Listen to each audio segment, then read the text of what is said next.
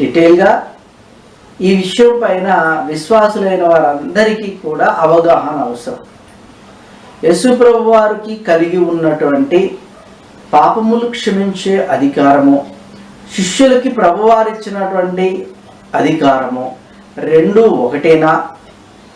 శిష్యులు ఆ విషయాన్ని ఎలా అర్థం చేసుకున్నారు? వారు ఏ విధంగా దానిని వారి జీవితాల్లో ఇంప్లిమెంట్ చేశారు, వారు ప్రకటన చేశారు, ప్రచురము చేశారు అనేది మనం స్పష్టంగా తెలుసుకోవాలి. పాపములు క్షమించే అధికారము దేవుడికి ఒక్కడికి మాత్రమే ఉన్నది అని మనకి యెషయా గ్రంథము 43వ అధ్యాయము 25వ వచనంలో తెలుస్తుంది.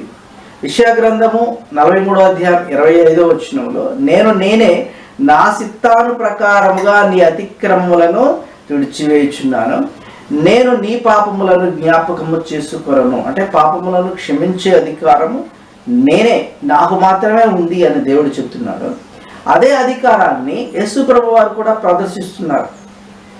మార్కు సువార్త 2వ అధ్యాయంలో ఆయన కపెర్నహూములో ఉన్నప్పుడు అనేకులు ఆయన చుట్టూ చేరి ఒక ఇంట్లో ఉన్నప్పుడు కొంతమంది ఒక పక్షవాయువు గల వ్యక్తిని తీసుకుని వచ్చి లోపలికి రావడానికి స్థలం లేనందున ఆ ఇల్లు పైకెక్కి ఆ కప్పులు తీసి ఆ పెంకులు తీసి దాని నుండి లోపలికి తీసుకుని రావడం జరిగింది. వారి విశ్వాసమును చూచి 2వ అధ్యాయం 5వ వచనంలో ప్రభువారు ఏమంటారంటే, నీ పాపములు క్షమించబడి ఉన్నవని పక్షవాయువు గల వానితో చెప్పెను. పాపములు క్షమించబడి ఉన్నవనే మాట అక్కడ ఉన్నటువంటి శాస్త్రుల్లో కొంతమందికి అభ్యంతర కారణంగా ఉంది. ఎందుకంటే పాపములు క్షమించే అధికారం కేవలం దేవునికి మాత్రమే ఉన్నది అని అక్కడి శాస్త్రులు వారి హృదయములో అనుకుంటున్న సందర్భంలో ప్రభువారు అంటారు 10వ వచనం 2వ అధ్యాయం 10వ వచనంలో, పాపములు క్షమించుటకు మనిషి కుమారుడికి భూమి మీద అధికారము ఉన్నది అన్న సంగతి తెలియజేస్తారు. అంటే యేసు ప్రభు వారికి పాపములు క్షమించే అధికారం ఉన్నది అని స్పష్టంగా మనం అందరము విశ్వసిస్తున్నాం. అదేవిధంగా ఈ సభలో ఉన్నటువంటి అవతల వక్త కూడా విశ్వసిస్తాడు.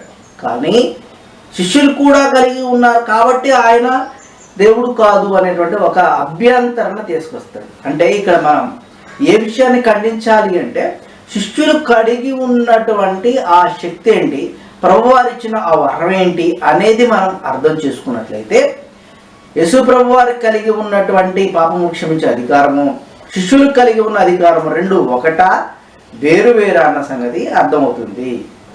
శిష్యులు అనేవారు ప్రభువు ఇచ్చినటువంటి దీవెనను వారి జీవితంలో ఇంప్లిమెంట్ చేసిన విధానాన్ని మనం బైబిల్లో గమనించాలి. అంటే యేసు ప్రభువారు